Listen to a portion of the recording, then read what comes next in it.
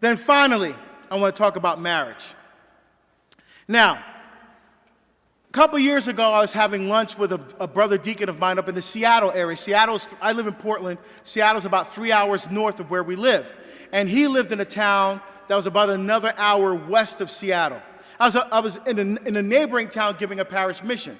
Now, this deacon friend of mine used to be in Portland, but he retired, and the grandkids are all up in the area, so he moved up there.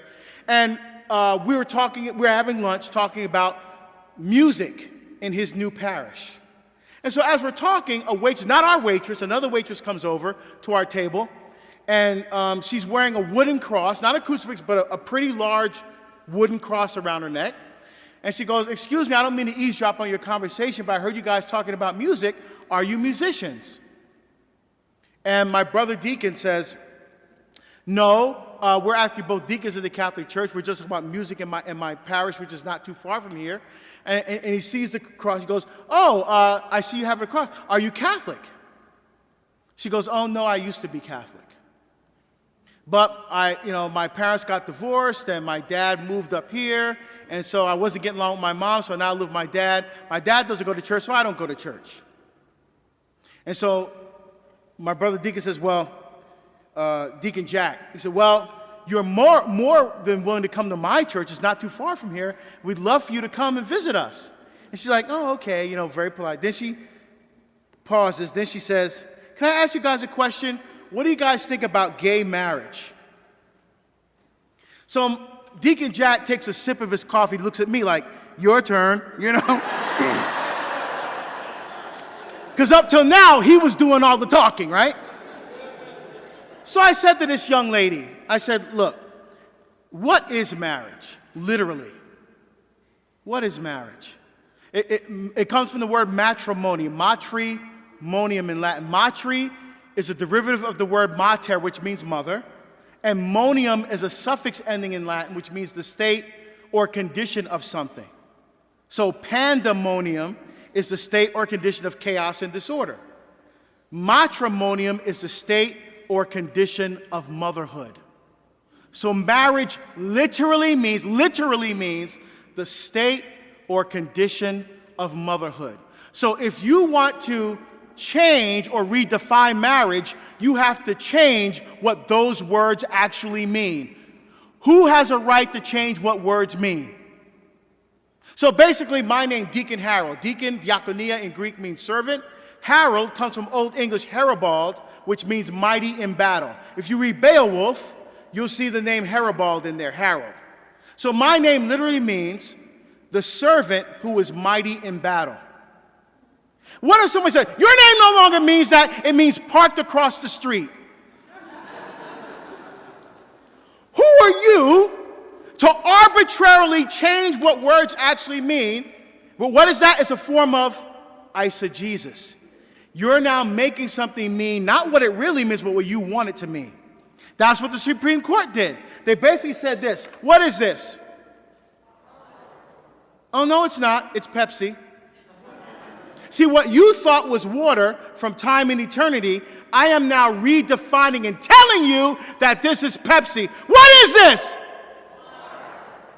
Yeah, if only we spoke out like Catholics like that before, we wouldn't be in the mess that we're in today. You see, here's the problem. Here's the problem. Our response to the culture is pathetic as Catholics. What do? We wait for something to happen, then we issue statements. Too late! We need to be in front of this thing. We need to be the ones dictating the pace. We don't let the culture dictate the pace to us.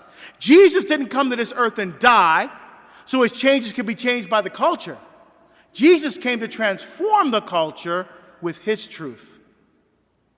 Anyway, so I said, marriage is always understood to be a family-centered institution between one man and one woman and any children they have together, which is the heart, the soul, the center, the foundation, the nucleus of civilization, culture, and society from the beginning of recorded history for 6,000 years. That's how marriage has always been understood.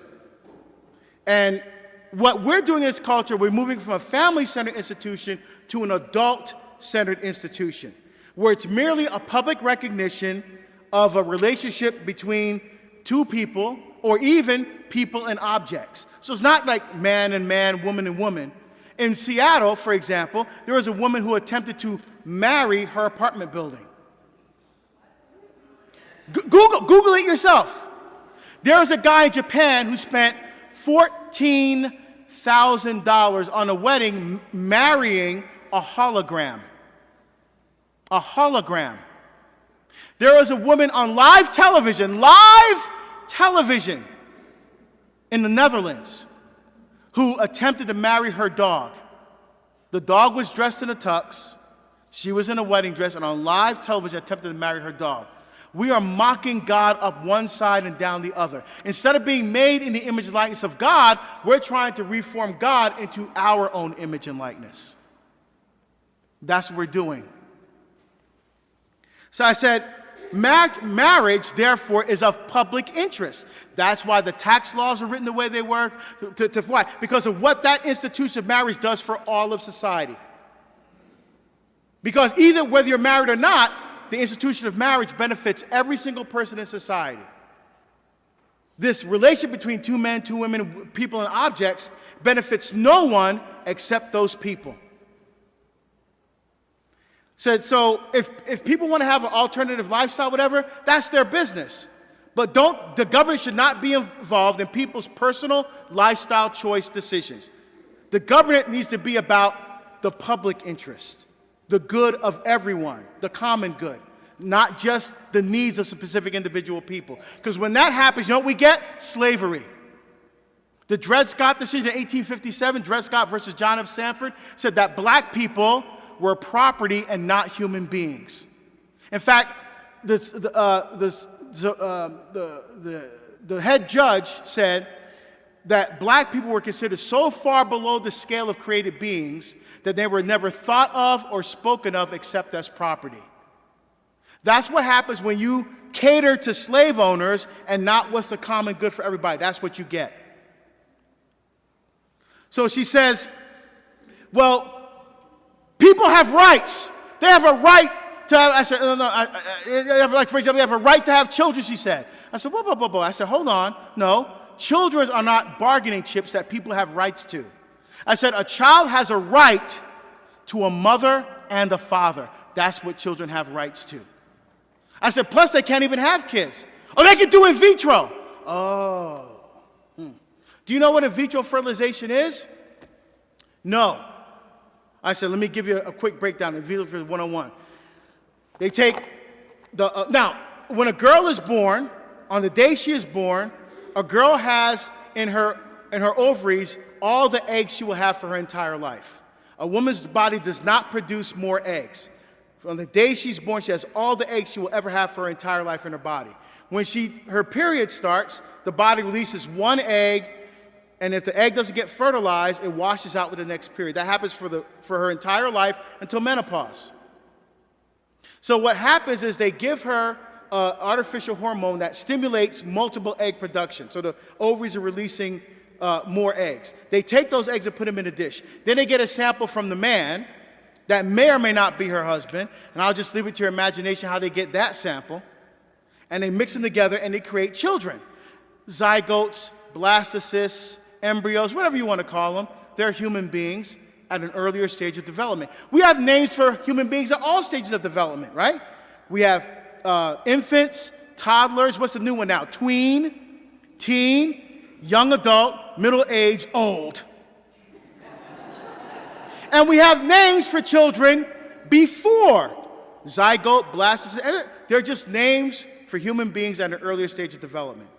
What they do is they allow the cells to get to an 8 to 10 cell division.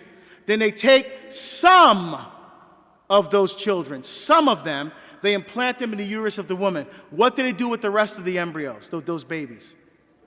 They either cryogenically freeze them to use their DNA, or they dump them down the drain. Because human embryos don't even have the same dignity and respect as some chemicals that you have to treat very carefully when you dispose of them. They just dump them down the drain. Now, say they implant 5 of the embryos and 3 of them take.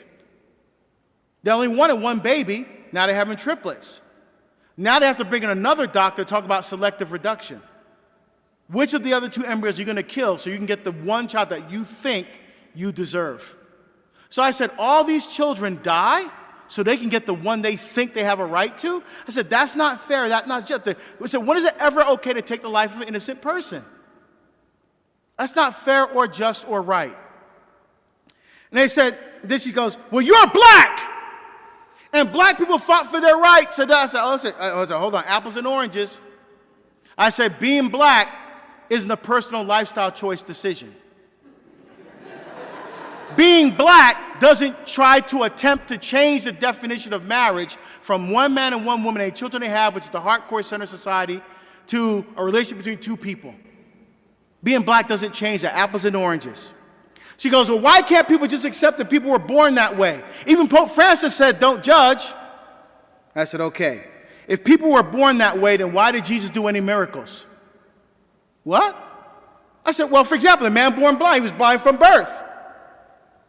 So when he came to Jesus, why didn't Jesus say, oh, sorry, dude, God the Father made you that way. You're stuck. I can't do anything. That's how, what did Jesus do? He healed him. Because they're not supposed to be born blind or deaf or with trisomy 13 or Down syndrome or anything else.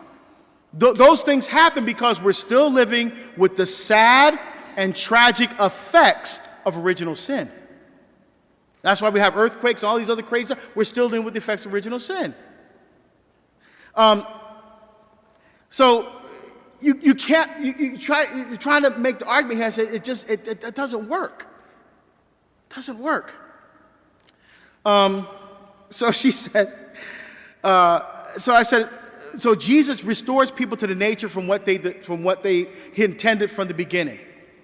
I said, I'll give it to you. Let's say there's a gay gene. There isn't one. I'll give it to you. There is one. What does that mean? There's something there that's not supposed to be there. But we still, no matter, we love the person. We love the person with all our heart, soul, mind, and strength with the love of Jesus Christ. There's no question about that. Here's the Catholic principle. We love everyone, but we always don't love their actions. And we judge actions, we never judge people. Let me say that again.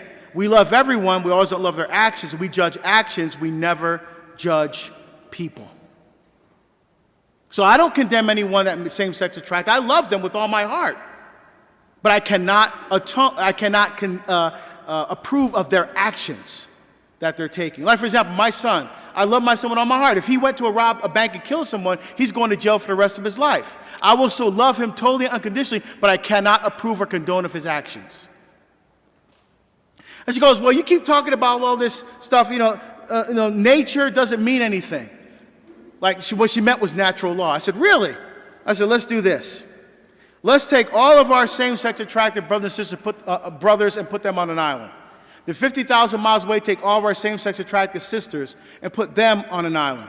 Then 50,000 miles away, take the rest of the 98% of the population heterosexual and put them on an island. Come back in 200 years, who's still going to be here? So I said, actually, natural law does matter because that's the way we continue our species. That's the way that we continue our society and civilization. But anyway, we agreed to disagree. And she goes away.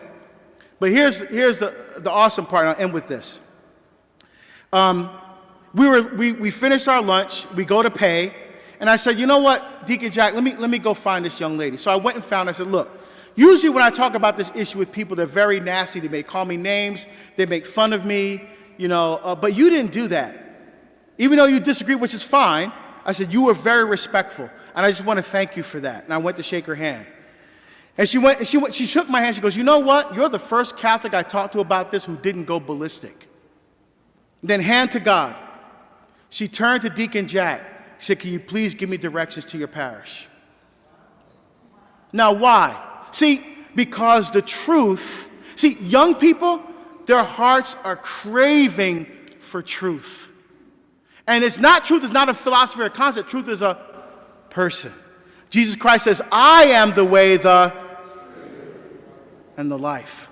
What they're seeking is deep, intimate, personal relationship with Jesus. So to conclude, the truth of the Catholic faith will then set you free. Set you free to do what? To be the person who God calls and creates each and every one of you to be. So by understanding our Catholic faith, we get to know Jesus. By getting to know Jesus, we are in deeper intimacy with him. And when we're in deeper intimacy with Jesus, we live the words of Jesus. Love God and love your neighbor as yourself.